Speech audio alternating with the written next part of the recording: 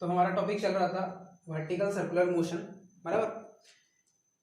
इसमें का एक एग्जांपल हो चुका था। वर्टिकल सर्कुलर मोशन के भी मैंने दो टाइप बताए थे, है ना। कौन सा? कंट्रोल्ड वाला, कंट्रोल्ड वर्टिकल सर्कुलर मोशन, और दूसरा बताया था मैंने vertical circular motion controlled by only gravity, ठीक है, ओनली ग्रेविटी। तो इसके हमारे पास दो एग्जांपल थे। पहला था मास टाइड टू अ स्ट्रिंग ना, मैंने एक मास को स्ट्रिंग से लटकाया और वर्टिकल सर्कल में घुमाया। दूसरा था मेरे पास मास टाइड टू अ रॉड, ठीक है, एक रॉड को मास लगाया मैंने और उसको भी वर्टिकल सर्कल में घुमाया, ठीक है। तो ये दो मेरे दो एग्जांपल थे मेरे पास। पहला एग्जांपल हो चुका था, इस पे 3 क्वेश्चन थे, ठीक है। वो 3 क्वेश्चन अच्छे से करना है आपको। उसके बाद आज हम देखेंगे मास टाइड टू अ रॉड, ठीक है। सबसे पहले तो देखेंगे कि इन दोनों में क्या डिफरेंस होता है, ठीक है। सबसे पहले देखेंगे कि mass tied to a rod और mass tied to a string में डिफरेंस क्या होता है। सबसे पहले mass tied to a string, mass tied to a string, और एक तरफ लिखता हूं मैं mass tied to a rod, ठीक है। तो इसमें क्या फर्क होता है? देखो, सबसे पहला फर्क तो यही होता है कि सपोज ये स्ट्रिंग है, ये वाला बॉब है ना, सपोज ये रॉड है, ठीक है, ये रॉड है, ये वाला स्ट्रिंग है ना। सबसे पहला फर्क तो ये है कि जब मैंने स्ट्रिंग को कंसीडर किया था तो स्ट्रिंग में क्या जब मैंने स्ट्रिंग का वर्टिकल सर्कुलर मोशन किया था तो क्या हुआ था कि circular motion, vertical circular motion होने के लिए इस स्ट्रिंग में टेंशन का होना बहुत ज्यादा जरूरी है, ठीक है। मतलब हर एक पॉइंट पे अगर कौन सा भी पॉइंट रहे, यहाँ पे अपर मोस्ट पॉइंट भी रहे, है ना, अपर मोस्ट पॉइंट पे भी टेंशन का होना जरूरी है। मतलब tension should not be equal to zero, मतलब जो टेंशन है जीरो होना नहीं चाहिए, कहाँ पे? स्ट्रिंग में, ठीक है। तब जाके हमारा ये जो है वर्टिकल सर्कुलर मोशन परफॉर्म कर पाएगा ये बॉब, ठीक है। तो स्ट्रिंग के केस में क्या होता है कि इस स्ट्रिंग में टेंशन होना बहुत ज्यादा जरूरी है, बराबर। अपर मोस्ट पॉइंट में भी टेंशन होना बहुत जरूरी है ना। मैंने अपर मोस्ट पॉइंट पे t equal to zero consider किया था, और मैंने क्रिटिकल वेलोसिटी निकाला, क्रिटिकल स्पीड निकालने के लिए क्या था, मिनिमम स्पीड निकालने के लिए क्या था। थ्योरेटिकल हो गया। प्रैक्टिकली अपर पॉइंट पे भी जो टेंशन है वो जो होना बहुत जरूरी है, ठीक है। रॉड के केस में क्या होता है, रॉड रॉड पहले का ही रिजिड होता है कि नहीं। जो स्ट्रिंग होता है पहले का क्या होता है, फ्लेक्सिबल होता है। रॉड जो है पहले का क्या होता है, रिजिड होता है। तो ऐसी कोई कंडीशन जरूरी नहीं होती यहाँ पे, ठीक है। ऐसी कोई कंडीशन जरूरी नहीं होती है, ठीक है।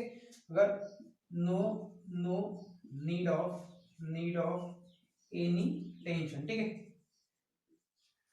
इस रॉड में टेंशन रहे या ना रहे, इस पे इसके वर्टिकल सर्कुलर मोशन में कुछ फर्क नहीं पड़ेगा, ठीक है। क्योंकि रॉड जो है पहले का ही जो है रिजिड है ना। अगर मैं इसको ऐसे करूंगा भी, है ना, तो ये जो है क्या बोलेंगे इसको, ये जो है ये मतलब फ्लेक्सिबल नहीं होगा, है ना, ऐसे बेंट नहीं होगा, है ना। अगर यहाँ पे टेंशन नहीं रहेगा तो ये बेंट हो जाएगा, है ना, ये जो स्ट्रिंग है ऐसे बेंट हो जाएगा और वर्टिकल सर्कुलर मोशन परफॉर्म नहीं करेगा। लेकिन रॉड के केस में ऐसा नहीं है, यहाँ पे टेंशन नहीं भी रहेगा तो भी कुछ बड़ी बात नहीं है ना। तब भी ये सर्कुलर मोशन परफॉर्म कर सकता है, ठीक है। कब कर सकता है? देखो, स्ट्रिंग में क्या होता था कि हाईएस्ट पॉइंट पे एक मिनिमम स्पीड का होना बहुत जरूरी था, बराबर कि नहीं। वी मिनिमम एट टॉप, मैंने इसको ए नाम दिया था, बराबर कि नहीं। तो टॉप पॉइंट पे या फिर हाईएस्ट पॉइंट पे या फिर अपर मोस्ट पॉइंट पे मिनिमम स्पीड का होना बहुत जरूरी था, है ना। वो आया था मेरा under root of G R, ठीक है। तो वर्टिकल सर्कुलर मोशन परफॉर्म होने के लिए टॉप मोस्ट पॉइंट पे मिनिमम स्पीड कितना होना चाहिए था, under root of G R, मतलब मिनिमम वेलोसिटी चाहिए था, ठीक है। लेकिन रॉड के केस में क्या होता है कि टेंशन मतलब ऐसा कोई कंडीशन नहीं होता है, टॉप पॉइंट पे जीरो स्पीड भी पॉसिबल है, ठीक है। अगर रॉड यहां से यहां तक की जाएगा, सोचो कि इसका यहाँ क्या टॉप पे आने के बाद इसका जो स्पीड है वो जीरो हो गया, यहाँ पे सोचो इस पॉइंट पे आ गया, उसका स्पीड हो गया जीरो, तो ठीक है ना, जीरो होगा तो कोई कुछ फर्क नहीं पड़ेगा, तब भी ये रॉड इधर आएगा और अपना सर्कुलर मोशन परफॉर्म करेगा, ठीक है। तो इस केस में जो मिनिमम स्पीड चाहिए टॉप मोस्ट पॉइंट पे वो जीरो पॉसिबल है, मतलब जीरो रह सकती है, जीरो भी रहेगी तो भी कुछ फर्क नहीं पड़ेगा। इस केस में स्ट्रिंग के केस में जो मिनिमम स्पीड है वो होना जरूरी है, मतलब उसका ये वाला वैल्यू होना बहुत ज्यादा जरूरी है। अगर ये स्पीड का मिनिमम स्पीड का इतनी इसके इतना वैल्यू नहीं रहेगा या फिर इससे ज्यादा वैल्यू नहीं रहेगा तो ये जो स्ट्रिंग है ये बॉब के साथ वर्टिकल सर्कुलर मोशन परफॉर्म नहीं करेगी, ठीक है।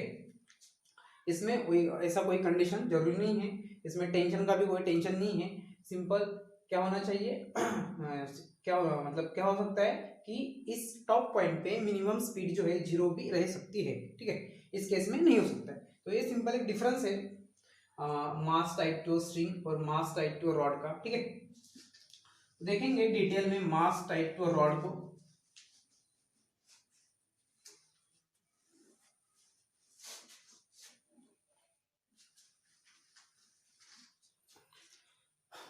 मास टाइप टू अ रॉड, ठीक है ना। तो मास टाइप टू अ रॉड, इसमें क्या होता है अभी बताया मैंने, है ना, ऐसे एक रॉड लेते हैं हम, उसको एक बॉब लगाते हैं, ये मासलेस हम कंसीडर करते हैं, मासलेस एंड रिजिड, इसको मासलेस एंड रिजिड का कंसीडर करते हैं इस रॉड को, ठीक है। ये बॉब हो गया हमारा, इसको मैं ऐसे घुमाता हूँ, ऐसे घुमाता हूँ, बराबर कि नहीं, हाँ। तो ये सेम स्ट्रिंग जैसा ही है लेकिन स्ट्रिंग से थोड़ा सा डिफरेंट है ना। स्ट्रिंग में टेंशन होना जरूरी है, रॉड में टेंशन होना जरूरी नहीं है। क्यों जरूरी है? जरूरी नहीं है क्योंकि रॉड जो है पहले का ही रिजिड होता है ना, तो इसमें टेंशन होना नहीं होना कुछ फर्क नहीं पड़ेगा, ठीक है। तो इस टॉपिक पे दो क्वेश्चन हैं, दो क्वेश्चन बनेंगे। पहला टेंशन का क्वेश्चन बन सकता है लेकिन टेंशन के क्वेश्चन का उतना महत्व नहीं है क्योंकि टेंशन हो या ना हो इससे कुछ फर्क नहीं पड़ेगा वहाँ पे, ठीक है। तो इसके कारण इस पे हम दो क्वेश्चन बनेंगे। पहला क्वेश्चन ऐसा रहेगा,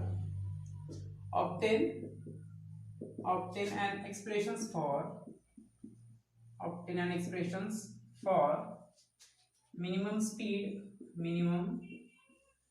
speed at lowermost point and horizontal point, ठीक है। when a bob attached to a one end of a rod and revolve in vertical circle, ठीक है, vertical circle with other end, ठीक है। तो क्वेश्चन ऐसे पूछा जाएगा, कैसे पूछा जाएगा, obtain an expressions for minimum speed at lowermost point and horizontal point when a bob attached to one end of a rod and revolve in a vertical circle with the other end, ठीक है। तो simple है ना, जैसे हमने string के case में निकाला था, है ना, मिनिमम स्पीड निकाला था, हमने कौन से पॉइंट पे निकाला था, टॉप पॉइंट पे निकाला था, बॉटम पॉइंट पे निकाला था, कौन से पॉइंट, मिडवे पॉइंट पे। मिडवे पॉइंट मतलब हॉरिजॉन्टल पॉइंट, टॉप पॉइंट मतलब कौन सा हो गया, अपर मोस्ट पॉइंट जिसको बोलेंगे, और बॉटम पॉइंट मतलब कौन सा हो जाएगा, लोअर मोस्ट पॉइंट, ठीक है। तो हमें वही करना है किसके केस में, रॉड के केस में। यहाँ पे देखो मैंने जो है अपर मोस्ट पॉइंट कंसिडर नहीं किया है, हाँ, मैंने इसके पहले बताया था कि minimum speed upper most minimum speed जो होना चाहिए अपर मोस्ट मतलब वो सब पॉसिबल है वो है जीरो, ठीक है। तो रॉड के केस में हमें जो मिनिमम स्पीड है अपर मोस्ट पॉइंट का वो जीरो ही मतलब जीरो कंसिडर करना है, और बाकी के जो है बाकी की जो स्पीड है हमें मिनिमम स्पीड से वो निकालना है, ठीक है। तो सबसे पहले ध्यान रखो कि वी मिनिमम जो रहेगा अपर मोस्ट पॉइंट पे रॉड के केस में वो कितना रहेगा, जीरो रहेगा, ठीक है। तो करते हैं इसको ऑब्टेन कैसे करेंगे, देखो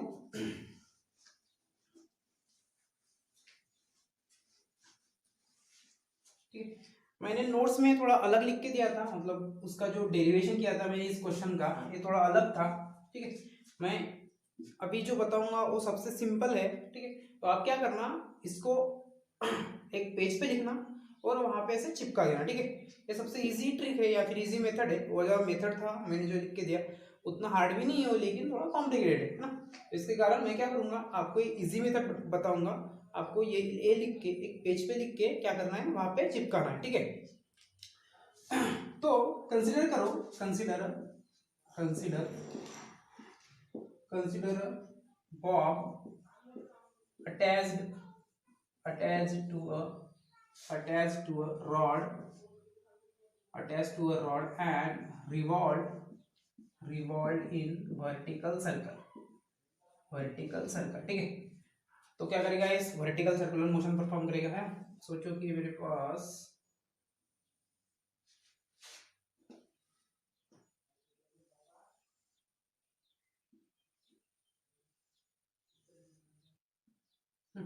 ये रॉड है मेरे पास, वाला इसका अपर मोस्ट पॉइंट है ए, डी और सी उसके हॉरिजॉन्टल पॉइंट है, मतलब मिडवे पॉइंट है, बी जो है उसका लोअर मोस्ट पॉइंट है। ठीक है, जैसे मैंने स्ट्रिंग में कंसीडर किया था सेम मैंने यहाँ पे भी कंसीडर किया। ठीक है, फर्क आता है इसमें, देखेंगे हम कैसे फर्क आता है। ठीक, सोचो कि m जो है मास ऑफ बॉब है, मास ऑफ बॉब है ना, जो मास घूम रहा है उसका, जो बॉब घूम रहा है उसका मास है m है ना, r रेडियस ऑफ सर्कल,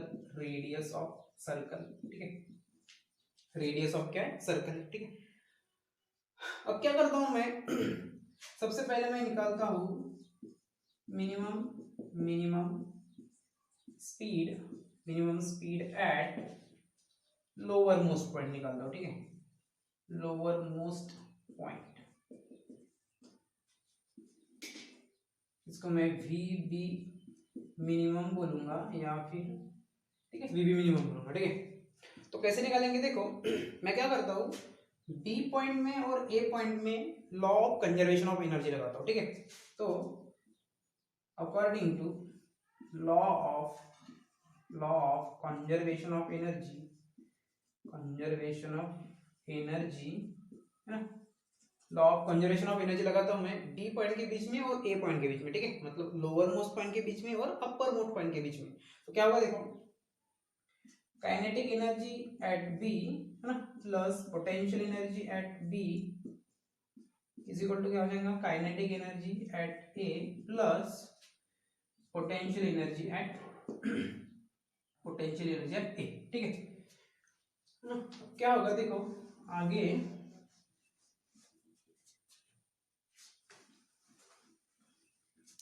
क्या होगा देखो, काइनेटिक एनर्जी डी क्या हो जाएगा, half M V B square है ना, half M V B square, V B क्या है, वी पॉइंट का स्पीड है। ठीक है, प्लस एम जी एच हो जाएगा, मतलब पोटेंशियल एनर्जी एट बी क्या हो जाएगा, एम जी एच।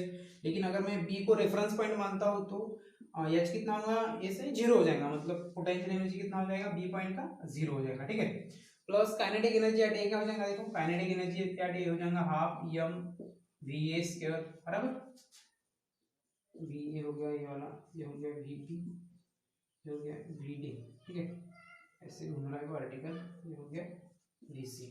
ठीक है, क्या हो जाएगा देखो, V P square is equal to half M V A square plus, अब पोटेंशियल एनर्जी एट ए क्या रहेगा देखो, ये वाला रेफरेंस पॉइंट है मेरा है ना, ये आर है, सोचो ये क्या है आर, ये भी क्या है आर, तो इसका हाइट कितना है ए पॉइंट का 2r, मतलब क्या हो जाएगा potential energy M G into 2r। ठीक है, अब हमें क्या करना है, मास को कॉमन निकालना है, इस साइड में से इस साइड में से, दोनों साइड का m जो रहेगा वो क्या हो जाएगा कैंसिल, और 2 से पूरे इक्वेशन को मल्टीप्लाई करना है। ठीक है, तो मुझे ऐसे मिलेगा V B square is equal to V A square plus 4gr। ठीक है, इतना मिलेगा मुझे। ठीक है, ये वाला मुझे मिल गया, but for V A minimum V B also minimum है ना। सोचो जब वी ए का वैल्यू मिनिमम रहेगा तो वी बी का भी वैल्यू क्या रहेगा, मिनिमम रहेगा।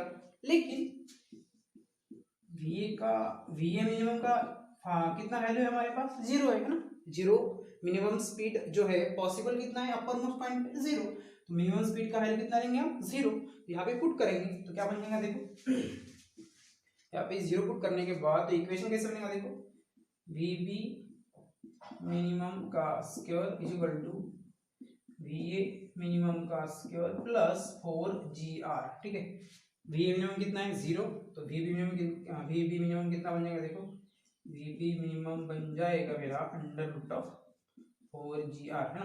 यहाँ पे 0 पुट करूंगा क्या बचेगा इधर 4GR है ना, तो वी पी स्क्वायर मिनिमम का क्या बन जाएगा 4 इज इक्वल टू क्या बन जाएगा 4GR है ना। यहाँ पे स्क्वायर रूट लूंगा तो मुझे मिल जाएगा minimum speed at lower most point B है ना, तो इक्वेशन आ जाएगा minimum speed at lower most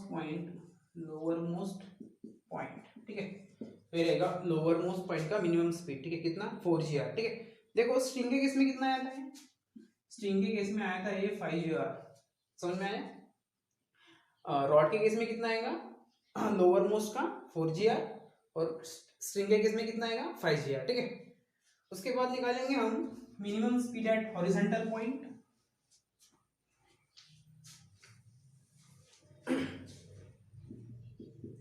minimum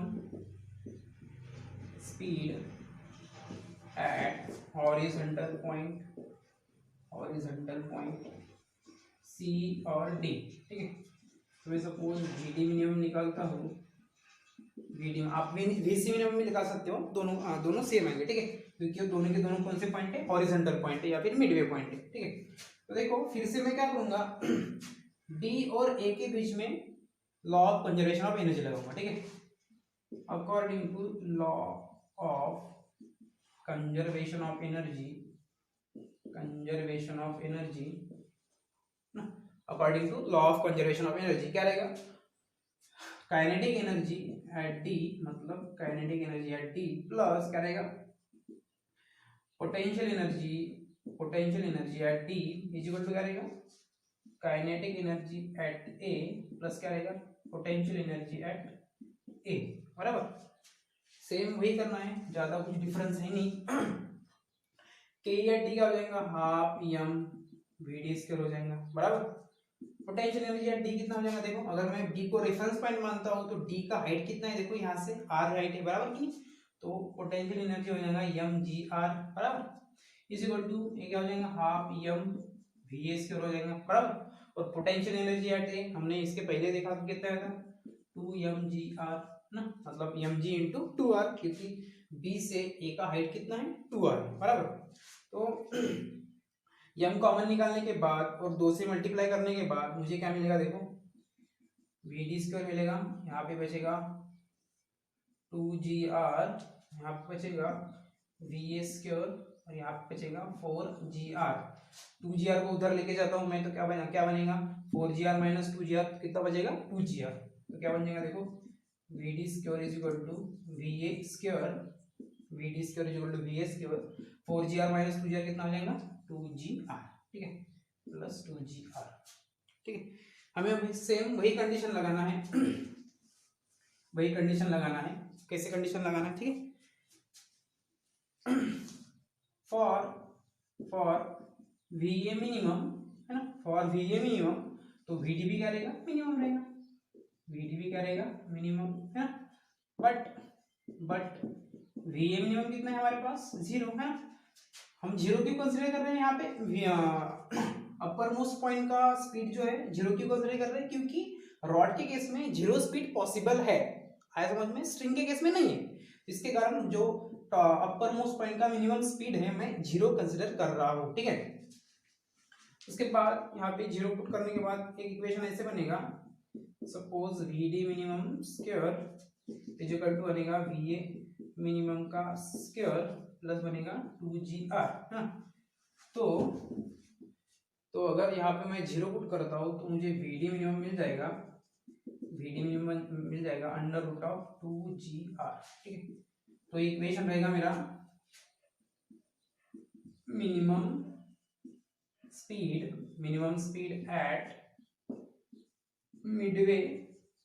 speed eight Midway और हॉरिजॉन्टल पॉइंट। ठीक है, हॉरिजॉन्टल पॉइंट। आया समझ में, है ना, बड़ा सिंपल है। Law of conservation of energy लगाना है, ज़्यादा कुछ मतलब है ही नहीं, सिंपल सी बात।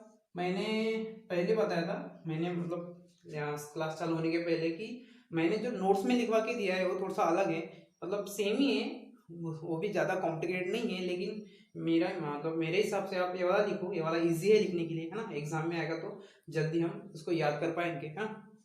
वो भी अच्छा है, वो भी सही है, ठीक है। तो आप क्या करना, इसको आपको कॉपी में लिखना है और अच्छे से वो पेज वहाँ पे चिपकाना है, ठीक है। जहाँ पे आपने वो इसका जो एक्सप्रेशन लिखा है उसके आगे मतलब आगे लगाना है, ठीक है। या फिर जगह नहीं होंगी वहाँ पे तो आप पूरे नोट्स लिखने के बाद पीछे लगा सकते हो, ठीक है। एक दूसरा क्वेश्चन बनेगा इस पे,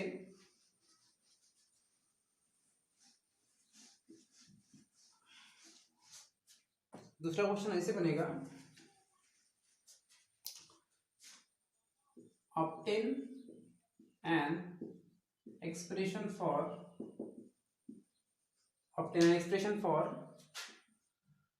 difference in tension at difference in tension between lowermost point and uppermost point, है ना।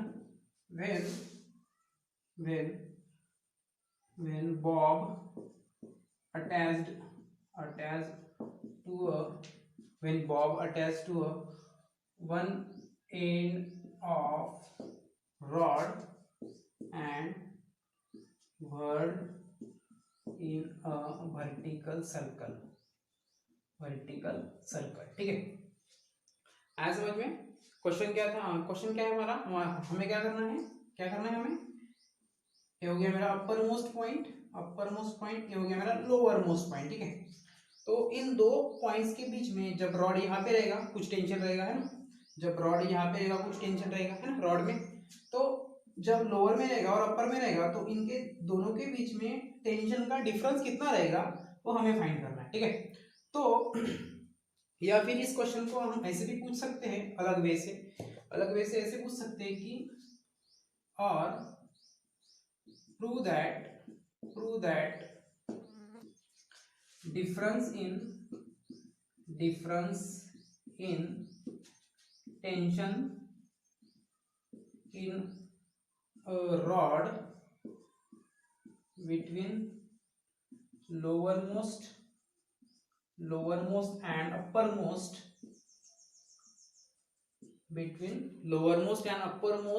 point is depends only on weight of Bob, ठीक है। तो क्या प्रूव करना है हमें कि जो अपर मोस्ट या फिर लोअर मोस्ट और अपर मोस्ट पॉइंट के बीच में जो टेंशन का डिफरेंस आएगा वो किस पे डिपेंड करेगा, ओनली ऑन वेट, किस पे, ओनली ऑन वेट, ठीक है। तो मैं बता दूं, मैं इसको डिराइव नहीं करूंगा क्योंकि ये जो है सेम है, किससे सेम है, जो हमने स्ट्रिंग में पढ़े थे, है ना, स्ट्रिंग में यही पढ़े थे हमने, difference in the tension between lower most and upper most point पढ़े थे ना, सेम उसके जैसा ही है, सिंपल। वहां पे क्या होगा, स्ट्रिंग जहां जहां आएगा वहां पे रॉड आएगा, ठीक है। तो आप क्या करना, इसको अच्छे से पढ़ना, सेम ही है, कुछ ज्यादा फर्क है नहीं, ठीक है। तो आप उसमें इसमें क्या हो जाएगा, जो स्ट्रिंग वर्ड रहेगा वो किससे रिप्लेस हो जाएगा, रॉड से, ठीक है। मैंने डिराइव करके भी दिया है, ठीक है, तो आपको करना है, ठीक है।